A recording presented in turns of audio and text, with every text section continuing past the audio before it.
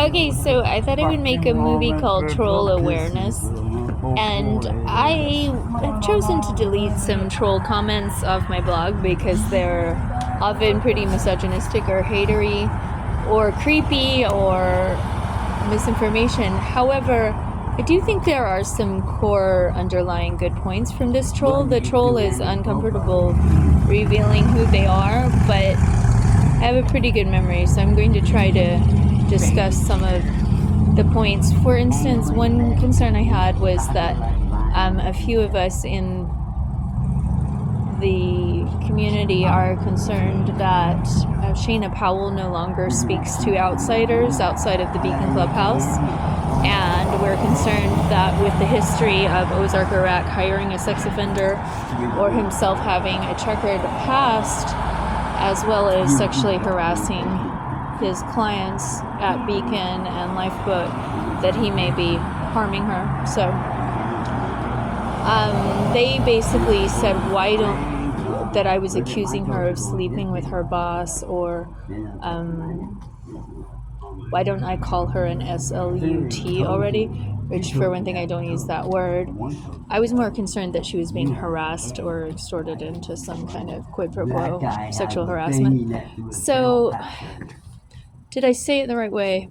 Possibly not, usually. I think the whole situation is just a bunch of gaslighting.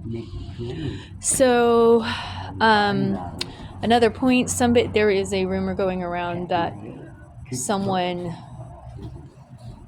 pimped their daughter out for drugs while underage. So this, the comment regarding that allegation makes me think this is somebody local to Clatsop County.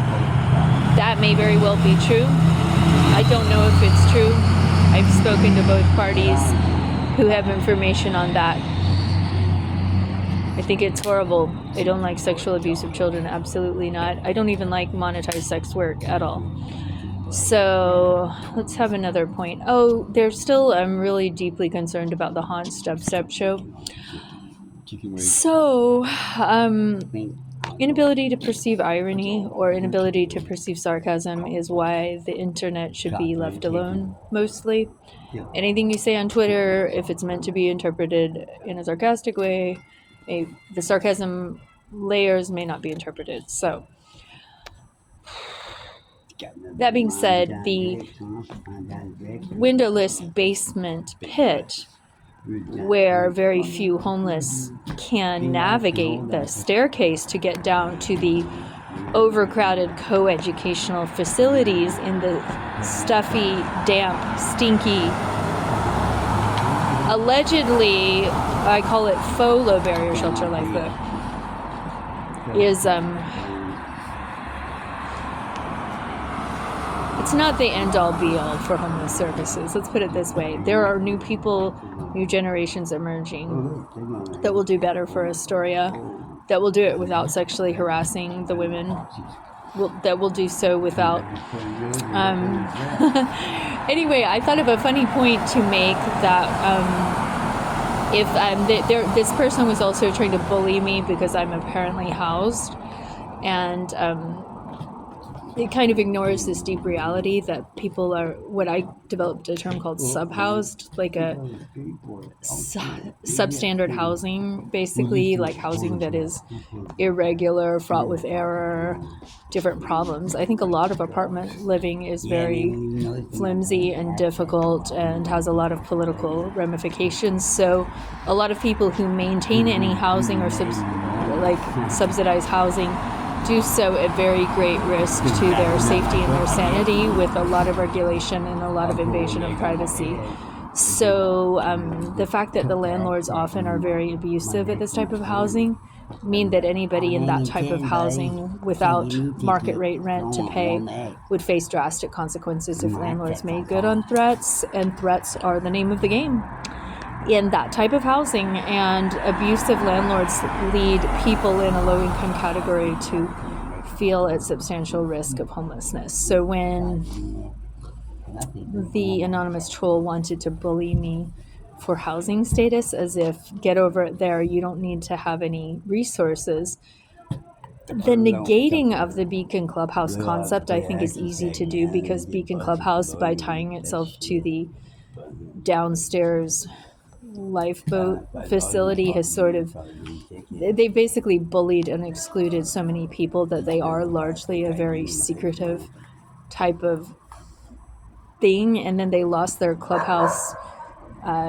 potential for certification, so there was like no furtherance of that.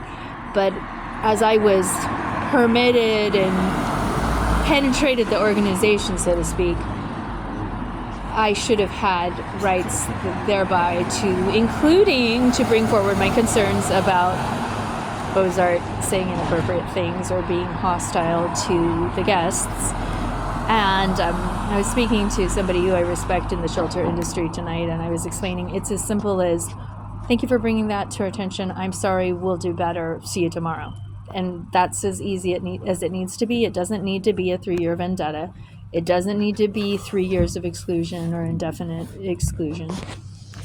And then whoever has this very extreme interest in bullying me takes exception to the person I sometimes call my partner. And I was thinking that in the necessity of their overarching nanny state they appear to be advocating for, show up with the rubric of your nanny state, kidnap him and take him away to whatever assisted living or funny farm you think he belongs in, if that's what you want. And whether this is, it was hard to place who was bullying me. I was thinking, oh, is it my friend in Portland, or is it his enemy in Portland, or is it some like Antifa wannabe, or is it this drug dealer or that drug dealer? Here's another thing. They're basically saying I'm keeping my friend on drugs. I'm being accused of keeping my friend on drugs. My friend had a pre-existing drug problem long before ever I came to this county. And to blame an outsider for the drug crisis in Clatsop County is, to me, cruel and ignorant. But for the record, I have destroyed incredible amounts of drug paraphernalia and tried to ask every known dealer I can to not deal to my friend out of respect for his health problems. So,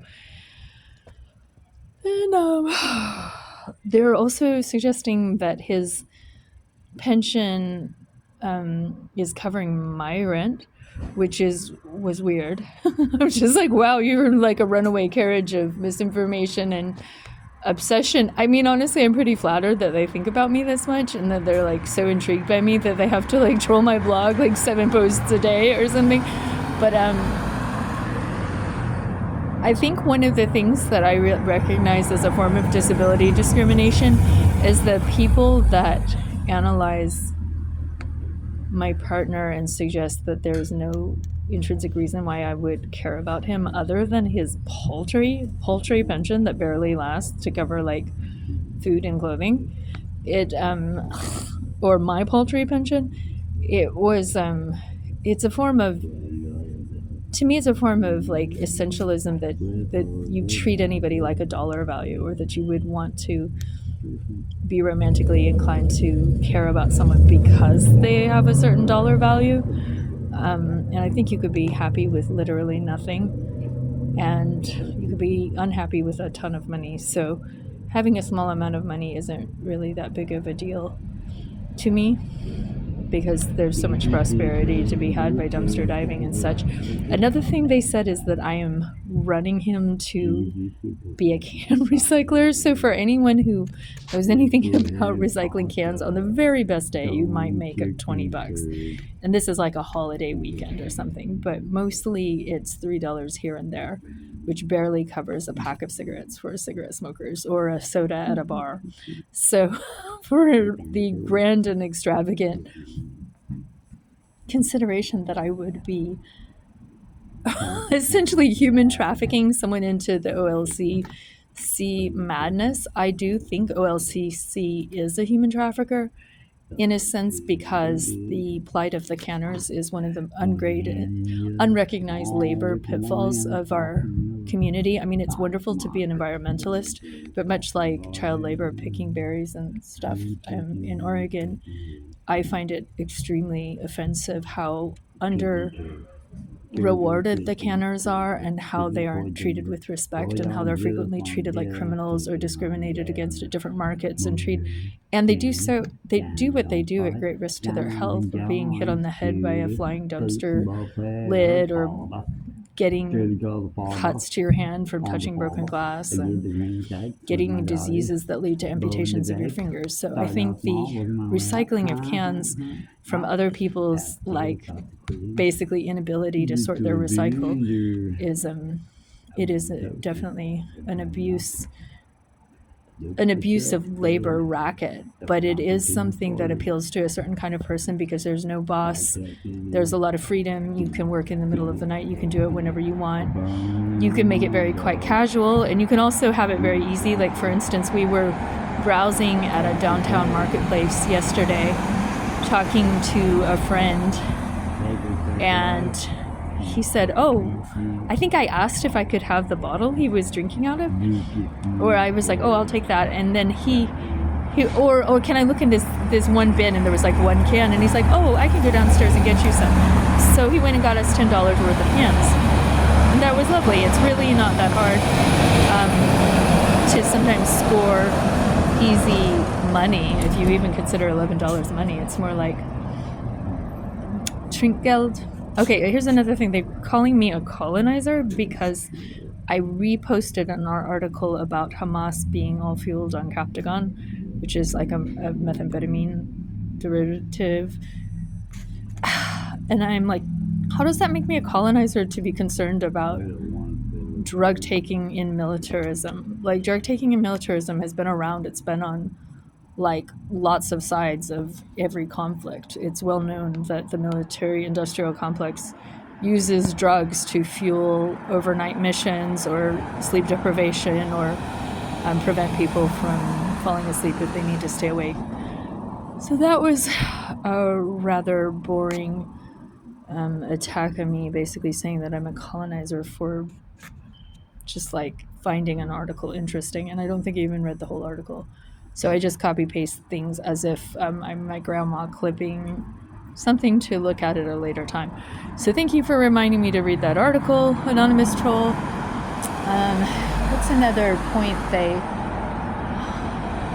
made? Okay, so they're saying I have stalked shelter employees, and I'm like, okay, for one thing, I walk to the church almost every day, and I walk to the post office almost every day.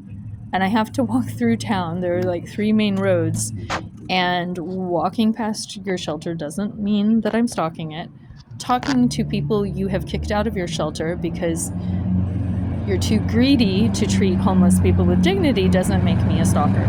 So getting homeless people to talk about the misconduct at the shelter on my YouTube channel doesn't make me a stalker. It makes me an investigative journalist or a whistleblower or a YouTuber, or whatever you want to call it.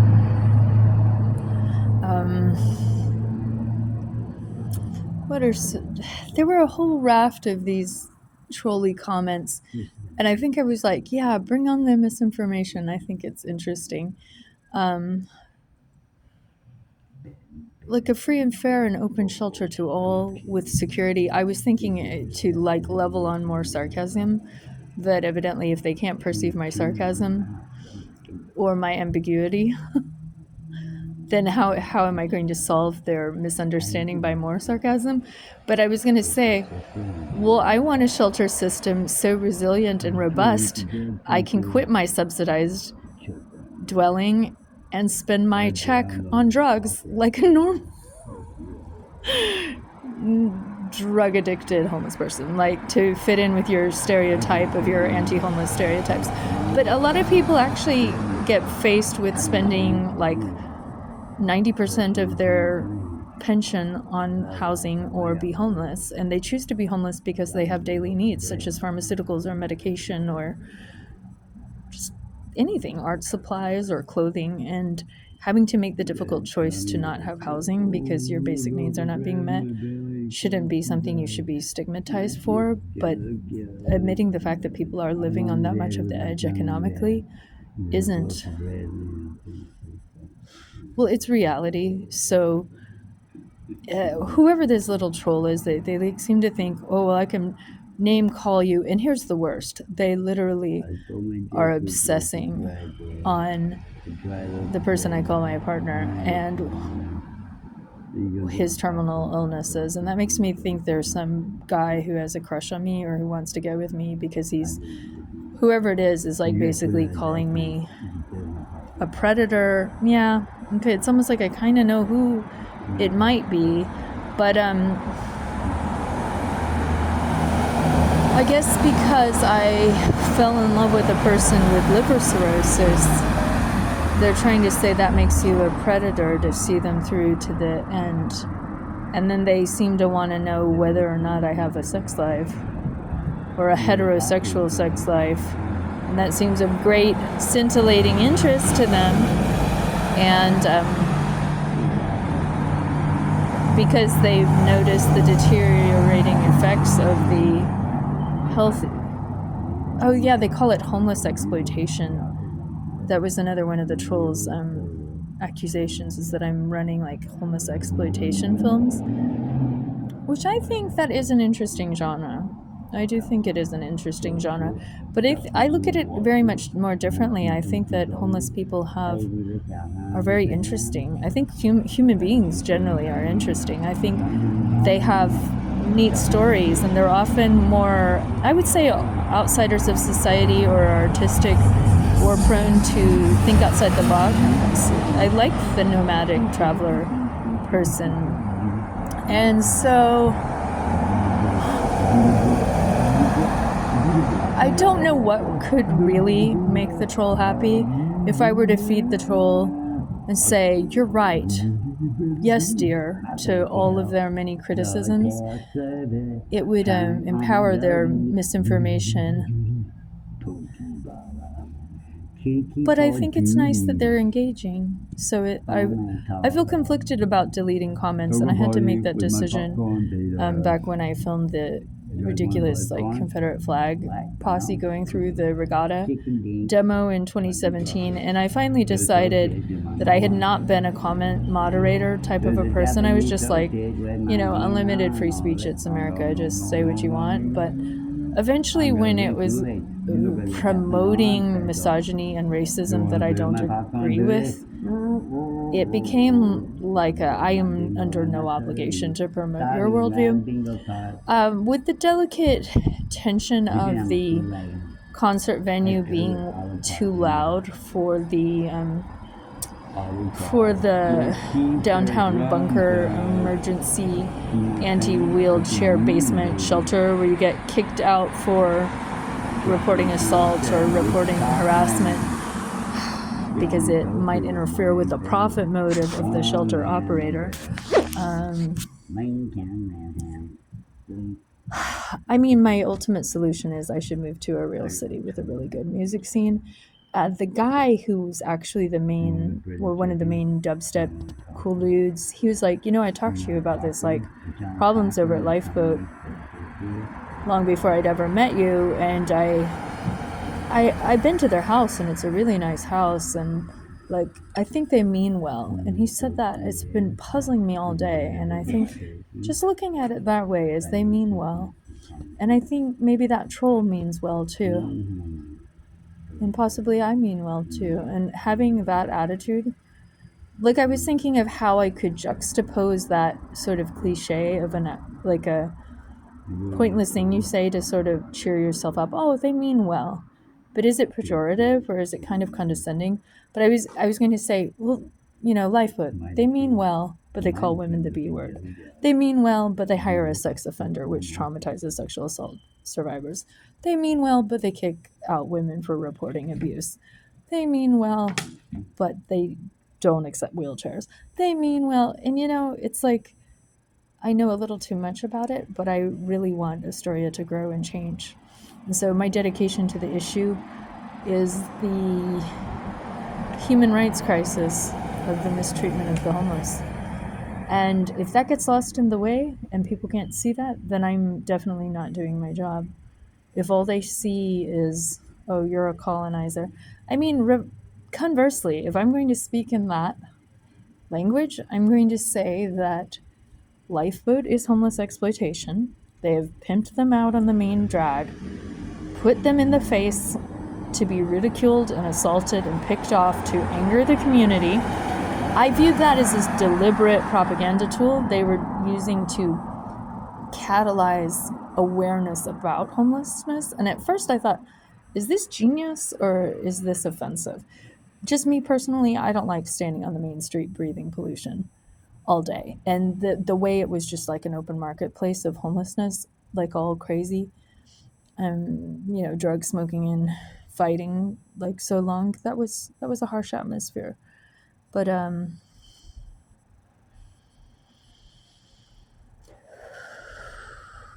I could also say that they're colonizers because they've colonized the homeless. They've told them what they're allowed to think and say. And if they get out of line, they're excommunicated and kicked off the island.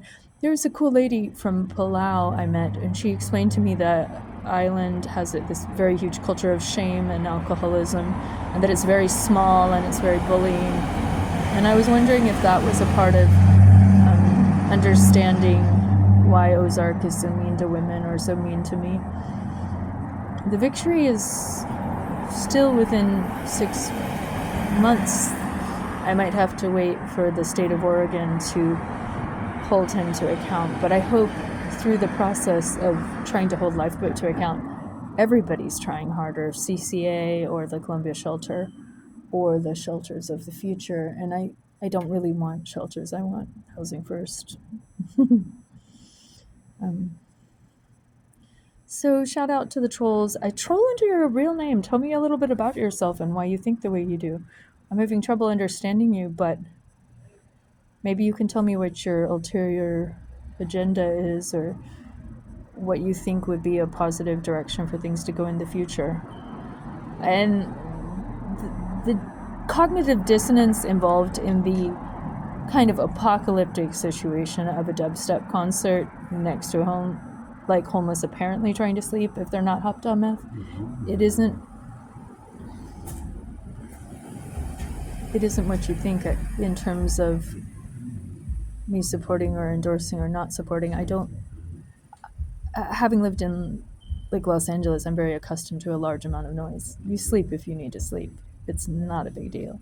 So I lived in the entertainment district. I don't really find it that offensive to enjoy yourself and have music. And the censoring of the music vibe here is very much a part of the retirement village. Everything's very old-fashioned and out of date here. That's all I can think of for now.